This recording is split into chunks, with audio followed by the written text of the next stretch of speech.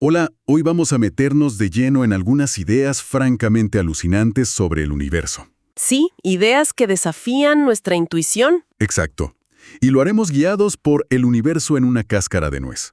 Es como la secuela de su famoso Breve historia del tiempo, ¿verdad? Un intento de acercarnos más a la física moderna. Así es, un intento de hacer accesibles conceptos muy complejos. Nuestra idea hoy es, desempaquetar un poco todo esto. Desde la relatividad de Einstein, que ya de por sí es increíble, Hasta cosas como la teoría M, los mundos Brana, agujeros negros. y hasta viajes en el tiempo. Queremos, digamos, entender el mapa que nos dejó Hawking. Exacto. Exploraremos cómo Einstein revolucionó nuestra idea del espacio y el tiempo. La relatividad. Y luego cómo la física cuántica trajo esta otra visión del mundo. Mucho más extraña, probabilística, y el gran reto de unirlas. Que es donde la cosa se pone interesante. O complicada, ¿sí? Sobre todo al intentar describir el origen, el Big Bang, o qué pasa dentro de un agujero negro. Perfecto, pues prepárense, abróchense los cinturones mentales, como dirían.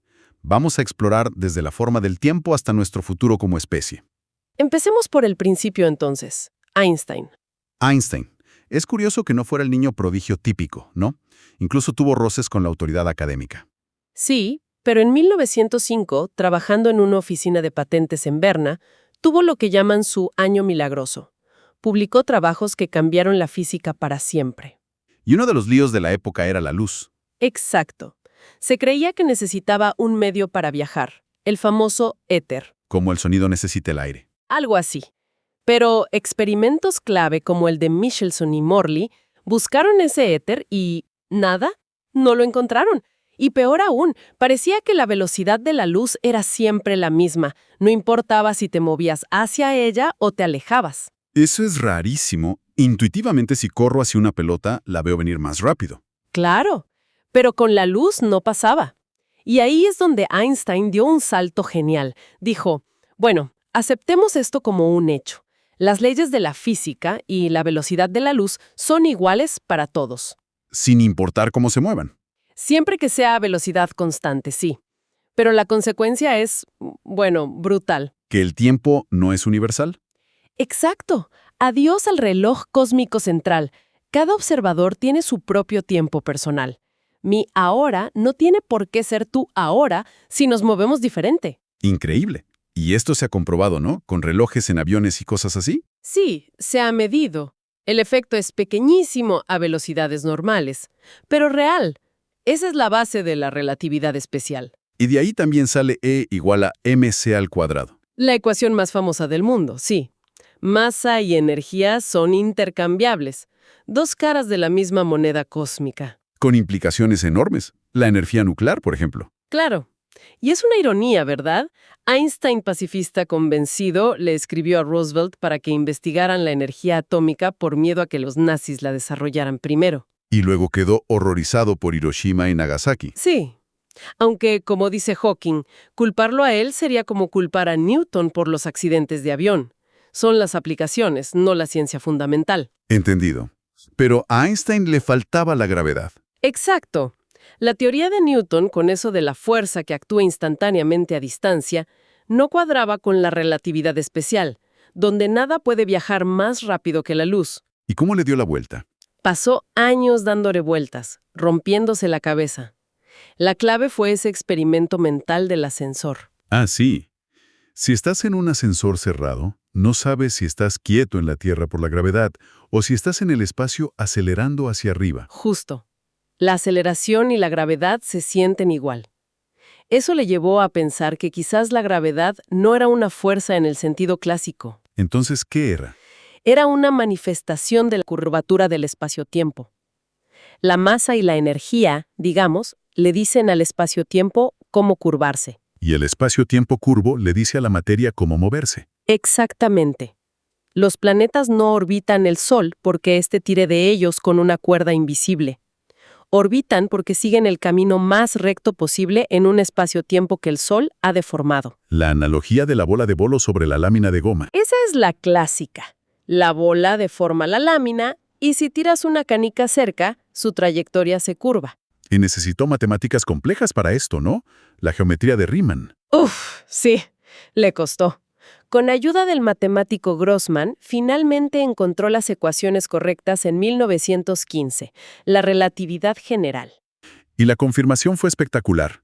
El eclipse de 1919. Sí, observaron que la luz de estrellas lejanas se desviaba al pasar cerca del Sol, justo la cantidad que predecía Einstein. Fue una revolución. El espacio y el tiempo ya no eran un fondo pasivo, eran dinámicos, activos. Y eso llevó a predecir que el universo no podía ser estático. Correcto. O se expandía o se contraía. Las observaciones de Hubble, poco después, mostraron que las galaxias se alejan unas de otras. El universo se expande. Sí, y si le damos para atrás a la película, Todo debió empezar en un punto. en un estado increíblemente denso y caliente, el Big Bang. Lemaitre lo llamó el átomo primigenio. Aunque Einstein al principio como que no le convencía del todo. No, él prefería un universo eterno y estático. Incluso metió la famosa constante cosmológica en sus ecuaciones para forzarlo. Luego dijo que fue su mayor error. Pero la relatividad general también predice otros finales, o al menos finales para el tiempo. Los agujeros negros. Exacto. Si una estrella muy masiva colapsa, la teoría predice que puede formar una región donde la gravedad es tan intensa que nada, ni la luz puede escapar. Y en el centro, una singularidad. Un punto donde la densidad y la curvatura son infinitas. ¿Sí? Y donde las ecuaciones de la relatividad general, de hecho, fallan. Penrose y Hawking demostraron matemáticamente que bajo condiciones bastante generales, estas singularidades son inevitables dentro de los agujeros negros y también en nuestro pasado, en el Big Bang. El tiempo tiene un principio y puede tener un final. Aquí es donde entra el otro gran pilar de la física del siglo XX, ¿no? Porque la relatividad falla en esos puntos extremos. Justamente, la relatividad general es una teoría clásica. No tiene en cuenta la mecánica cuántica. La teoría de lo muy pequeño. Sí, la que gobierna átomos, partículas. Empezó con Planck y los cuantos de energía, Einstein y el efecto fotoeléctrico. Por el que ganó el Nobel, curiosamente, no por la relatividad. Cierto. Y luego Heisenberg, Schrödinger, Dirac. Desarrollaron la teoría completa. Y es una teoría extraña. Introduce la probabilidad en el corazón de la física, la incertidumbre. El principio de incertidumbre de Heisenberg. No puedes saberlo todo sobre una partícula a la vez. Si mides muy bien su posición, su velocidad se vuelve borrosa, y viceversa. A Einstein esto le parecía horrible, lo de Dios no juega a los dados.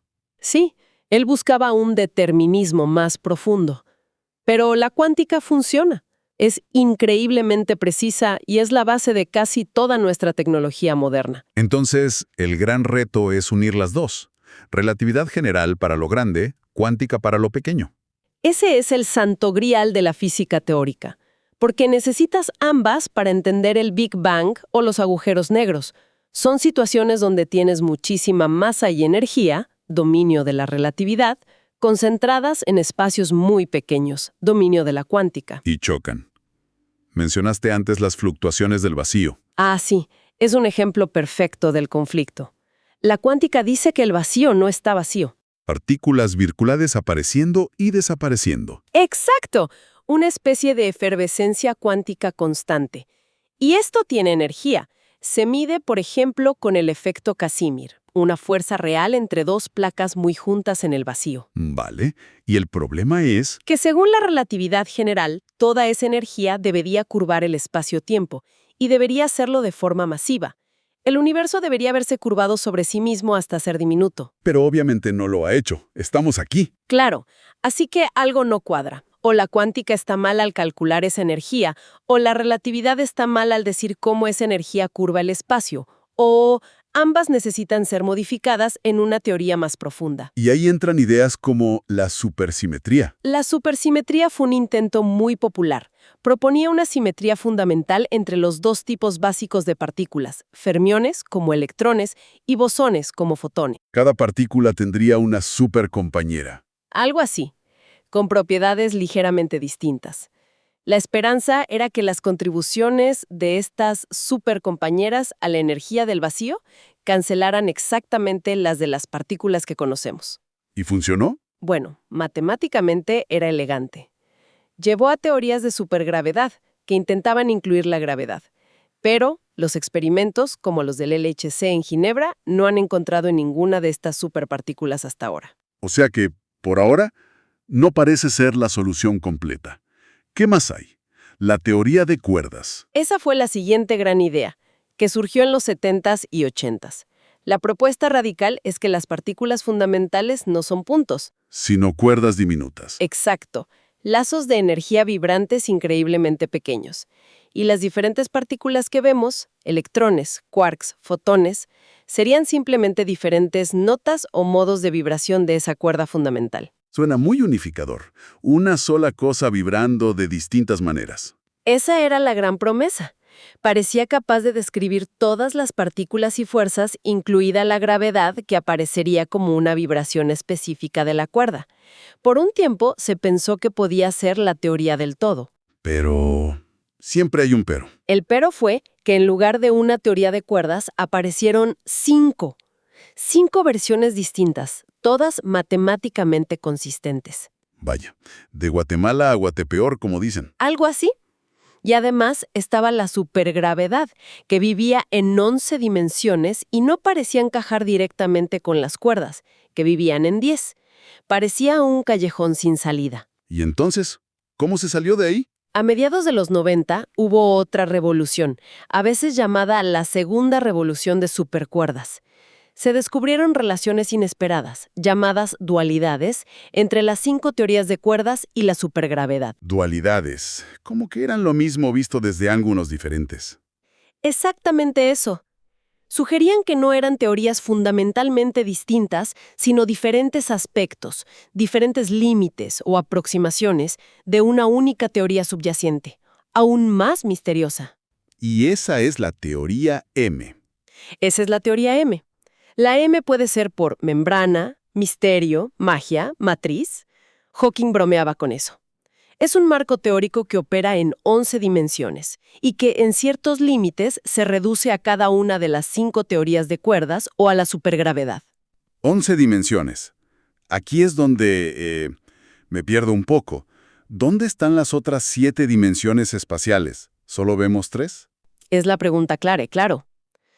La idea más tradicional es que esas dimensiones extra están enrolladas, compactificadas a una escala minúscula. Como un cabello que de lejos parece una línea, pero de cerca tiene grosor. Justo. Imagina que cada punto del espacio que vemos es en realidad una pequeña maraña de 6 o 7 dimensiones adicionales, pero tan pequeñas que no las percibimos en nuestra vida diaria ni con nuestros instrumentos actuales. ¿Y se puede probar esto? ¿Hay alguna forma de detectarlas? Se buscan señales indirectas. Por ejemplo, en colisionadores como el LHC, quizás se podría producir energía que escape hacia esas dimensiones extra, y lo veríamos como energía faltante. O quizá la gravedad se comporta de forma diferente a distancias muy cortas si puede sentir esas dimensiones. Pero hay otra idea más, radical, ¿no? Sobre las dimensiones. Sí, la idea de los mundos Brana, que surgió más relacionada con la teoría M. Branas, como membranas. Exacto. La idea es que quizás no todas las dimensiones extra están enrolladas y pequeñas. Podría ser que nuestro universo observable, con sus 3 dimensiones espaciales y una de tiempo, sea una especie de membrana cuatridimensional, una brana. Flotando en un espacio de más dimensiones. El bulk. Eso es, nosotros, la materia, la luz, las fuerzas, excepto quizás la gravedad, estaríamos confinados a vivir sobre esta brana, como figuras dibujadas en una hoja de papel, que no pueden salirse de ella. ¡Wow! Eso es alucinante. ¿Y qué implicaciones tendría? Podría tener muchas. Por ejemplo, explicaría por qué la gravedad parece mucho más débil que las otras fuerzas. Quizás la gravedad sí puede sentir el bulk, las dimensiones extra, y parte de su fuerza se diluye en ellas. ¿Y podría medirse eso? ¿Ver si la gravedad cambia a distancias cortas? Se está intentando. Hay experimentos muy precisos buscando desviaciones de la ley de la gravedad de Newton a escalas submilimétricas. Si existieran dimensiones extra grandes por las que la gravedad se filtra, se notaría ahí. ¿Y podría explicar la materia oscura? ¿Materia en otra brana paralela, quizás? Es otra posibilidad fascinante. Quizás hay una brana sombra muy cerca de la nuestra, con su propia materia, que no podemos ver ni tocar, pero sí sentiríamos su gravedad. Eso podría explicar por qué vemos efectos gravitatorios que no corresponden a la materia visible. Estas ideas abren puertas bueno, a escenarios muy distintos de nuestro universo. Definitivamente. Y también conectan con otro concepto muy profundo que surgió de la teoría de cuerdas y la física de agujeros negros: el principio holográfico. Holografía. Como que somos un holograma. Suena a película. No exactamente así, pero la idea es profunda. Sugiere que toda la información contenida en un volumen de espacio se puede describir completamente por la física que ocurre en la frontera de ese volumen, que tiene una dimensión menos. A ver si entiendo. La información de todo lo que hay dentro de esta habitación podría estar codificada en las paredes. De una manera muy abstracta, sí. Es como si la realidad tridimensional pudiera ser una proyección, como un holograma, de información almacenada en una superficie bidimensional. Aplicado a la cosmología de branas, quizá nuestra física 4D en la brana sea una descripción holográfica de una teoría gravitatoria en el bulk 5D. Es vertiginoso. Volvamos un momento al principio, al Big Bang. Hablamos de la cuántica y sus probabilidades. ¿Cómo se aplica eso al origen del universo? No tuvo una sola historia. Según la visión cuántica más aceptada, la de Richard Feynman, no. Para ir de un punto A a un punto B, una partícula no sigue un único camino. Explora todos los caminos posibles, a la vez. Todos, incluso los más raros. Todos. Cada camino tiene una cierta amplitud de probabilidad, y lo que observamos es el resultado de sumar todas esas posibilidades. Lo mismo aplicaría al universo entero. No tiene una única historia, sino que es una superposición de todas las historias posibles. Un universo cuántico explorando todas sus opciones. Algo así. Lo que experimentaríamos sería la historia o conjunto de historias más probable. ¿Y cómo encaja esto con el Big Bang, que parece un inicio tan singular? Aquí es donde Hawking, junto con James Hartle, propuso la condición sin frontera. Usaron una técnica matemática llamada tiempo imaginario. Tiempo imaginario. ¿Qué es eso? No es que el tiempo sea de mentira, es tratarlo matemáticamente como si fuera otra dimensión espacial. Lo interesante es que en tiempo imaginario, la historia del universo podría no tener un comienzo singular. Podría ser como la superficie de la Tierra. Finita pero sin bordes. Puedes caminar y nunca llegas a un borde o un punto inicial. Exacto. El universo sería autocontenido. No necesitaría nada antes para empezar. Simplemente sería. Pero si hay tantas historias posibles, ¿por qué nuestro universo es como es? Con estrellas, galaxias, nosotros. Aquí es donde entra en juego el principio antrópico. La idea de que observamos el universo así porque, si fuera diferente, no estaríamos aquí para observarlo. En su versión débil, sí. No es que el universo esté diseñado para nosotros, sino que nuestra existencia selecciona, de entre todas las historias posibles, aquellas que tienen las propiedades adecuadas para que surja la vida y la conciencia. Por ejemplo, las 3 dimensiones espaciales. Claro. Hawking argumenta que, con 2 dimensiones espaciales, la vida compleja sería muy difícil. Imagina un sistema digestivo. Y con 4 o más, las órbitas de los planetas alrededor de las estrellas o de los electrones alrededor de los átomos serían inestables. Todo se iría al traste. Entonces, ¿nuestra historia cósmica es una que permite la estabilidad y la complejidad? Parece que sí. Aplicado a las historias cuánticas del universo de Hartley-Hawking, la historia más simple en tiempo imaginario, una esfera perfecta, correspondería en tiempo real a un universo en expansión eterna, pero vacío, sin estructuras. Un universo aburrido. Muy aburrido. Pero historias ligeramente imperfectas, un poco achatadas, aunque menos probables en principio, sí permiten que después de una fase de inflación muy rápida al principio, La inflación cósmica. sí, un periodo de expansión exponencial, permiten que luego la expansión se frene lo suficiente para que la gravedad pueda empezar a juntar materia y formar galaxias, estrellas, planetas. Y esas imperfecciones iniciales ¿Son detectables? Sí, son cruciales. Las historias que permiten vida no son perfectamente lisas. Tienen pequeñas fluctuaciones de densidad de una parte en 100.000, más o menos. Y esas fluctuaciones primordiales son exactamente lo que vemos impreso en el fondo cósmico de microondas, la radiación remanente del Big Bang. Las que midieron los satélites COBE, WMAP, Planck. Exactamente. Son las semillas de todas las galaxias y cúmulos de galaxias que vemos hoy. Es una conexión preciosa entre la física cuántica más fundamental del universo bebé y la estructura a gran escala que observamos. Impresionante. Cambiemos de tema un poco. Hablemos de predecir el futuro. La física clásica era determinista, ¿no? ¿Sí? La idea de Laplace.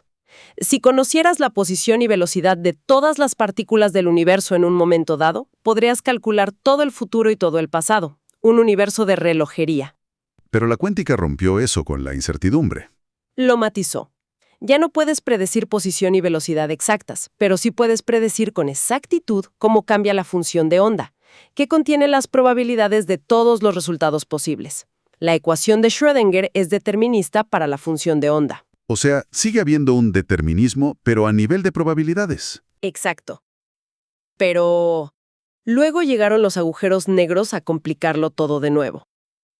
Por la radiación de Hawking. En parte, sí.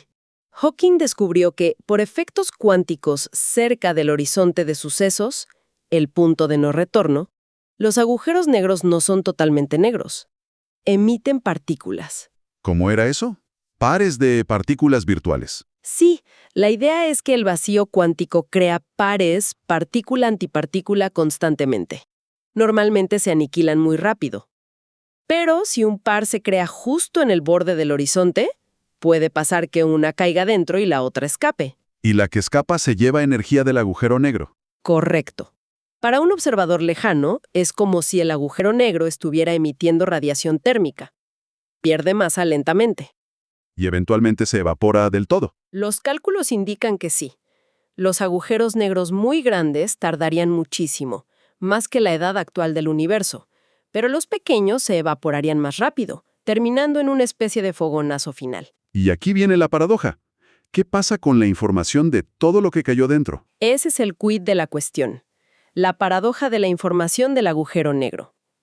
Imagina que tiras un libro dentro. La información de ese libro, las palabras, las ideas, parece desaparecer tras el horizonte. Si luego el agujero negro se evapora emitiendo solo radiación térmica que parece aleatoria, ¿dónde fue a parar la información del libro? La mecánica cuántica dice que la información no se puede destruir. Exacto. Es un pilar fundamental. Si la información se perdiera en los agujeros negros, tendríamos que revisar la cuántica. Nuestra capacidad de predecir el futuro, incluso probabilísticamente, se vería limitada, porque no sabríamos qué salió del agujero negro. ¿Y cuál es la situación actual de este debate? Sigue siendo un área de investigación muy activa. Hay argumentos fuertes, sobre todo desde la teoría M y la holografía, que sugieren que la información no se pierde, que de alguna manera se codifica en la radiación de Hawking, aunque de forma muy sutil y revuelta. Como si el agujero negro tuviera una superficie que guarda la información. Algo así, relacionado con la idea holográfica. O quizás la información se almacena en la microestructura interna del agujero negro, si es que tiene una, como sugieren algunos modelos de branas. Pero no hay una respuesta definitiva aceptada por todos. Es un punto crucial donde relatividad y cuántica siguen chocando. Fascinante y frustrante a la vez. Y ya que estamos con cosas que chocan con la intuición, viajes en el tiempo. ¿Alguna esperanza? Bueno, la relatividad general, en teoría, permite geometrías del espacio-tiempo muy extrañas, curvas temporales cerradas. Bucles en el tiempo. Caminos que te llevan a tu propio pasado. Matemáticamente sí. Se ha especulado si se podrían crear usando agujeros de gusano, que serían como túneles o atajos a través del espacio-tiempo. La máquina del tiempo de las películas. El problema es que, primero, nadie sabe si los agujeros de gusano pueden existir o ser estables. Y segundo, incluso si existieran, para mantenerlos abiertos y transitables, parece que necesitarías materia exótica. ¿Materia con energía negativa? ¿Eso existe? La física clásica lo prohíbe totalmente. La cuántica permite fluctuaciones locales de energía negativa, como en el efecto Casimir, pero parece que intentar acumular suficiente energía negativa para estabilizar un agujero de gusano o una máquina del tiempo provocaría efectos cuánticos violentos. Como que la máquina se destruiría a sí misma. Los cálculos sugieren que la energía de las fluctuaciones cuánticas se volvería infinita en el horizonte de la máquina del tiempo, impidiendo que nada ni nadie la cruzara. O sea, la física nos protege de las paradojas, como la del abuelo. Parece que sí. Hawking llamó a esto la conjetura de protección de la cronología. Es como si las leyes de la física conspirasen para hacer imposibles los viajes al pasado a escala macroscópica y evitar inconsistencias lógicas. Qué lástima para los viajeros del tiempo. Bueno, a nivel microscópico, en la suma de historias de Feynman, las partículas sí exploran caminos que van hacia atrás en el tiempo brevemente. Esos efectos se miden indirectamente, pero un viaje macroscópico parece fuera de nuestro alcance. Entendido. Para ir terminando, Hawking dedica un capítulo a nuestro futuro como especie. Y no es muy fan de la visión estática tipo Star Trek, ¿verdad? No, para nada. Señala que nuestro crecimiento, tanto poblacional como tecnológico, medido por la cantidad de información que manejamos, ha sido exponencial durante siglos. Y eso no puede seguir así para siempre en un planeta finito. Da unas cifras impactantes. Sí, que si siguiéramos así, en el año 2600 estaríamos todos hombro con hombro y la superficie de la Tierra estaría al rojo vivo por el calor generado. Obviamente, algo tiene que cambiar. ¿Y qué sugiere él? Argumenta que hemos pasado por dos fases de evolución de la complejidad. La biológica, basada en el ADN, que es muy lenta.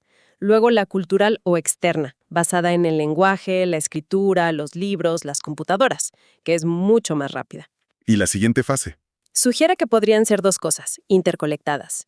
Una es la modificación directa de nuestra biología, la ingeniería genética humana.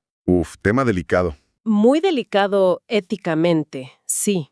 Pero él argumenta que, nos guste o no, probablemente ocurrirá. Quizá para adaptarnos a vivir en el espacio o simplemente para poder manejar la creciente complejidad del mundo. Y la otra vía es la inteligencia artificial. Exacto. La complejidad electrónica también crece exponencialmente siguiendo la ley de Moore.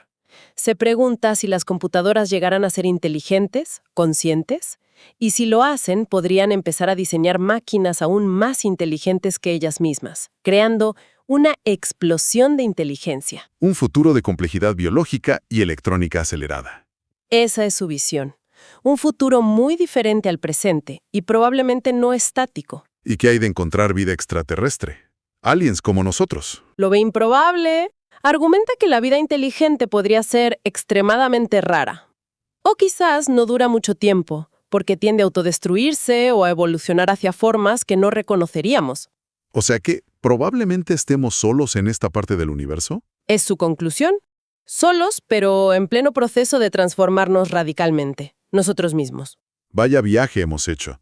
Desde Einstein retorciendo el espacio y el tiempo. Pasando por la rareza cuántica, la búsqueda de la teoría M, las branas, las dimensiones extra. Los agujeros negros y la paradoja de la información, el principio antrópico que nos sitúa. Y acabando con esta visión de un futuro acelerado y transformador para la humanidad. Lo fascinante es ver cómo todo se conecta, ¿no? Totalmente. La relatividad nos da el marco del Big Bang y los agujeros negros, pero para entenderlos a fondo necesitas la cuántica.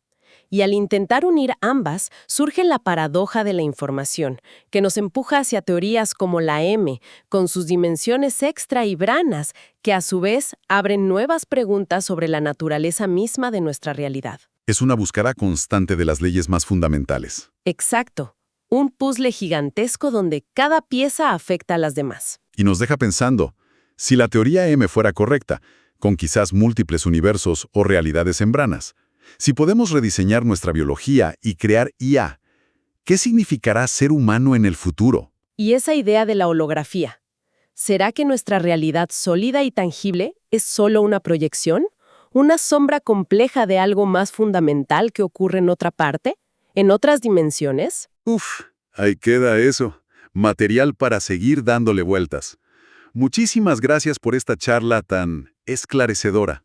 Gracias a ti. Ha sido un placer explorar estas ideas tan cósmicas.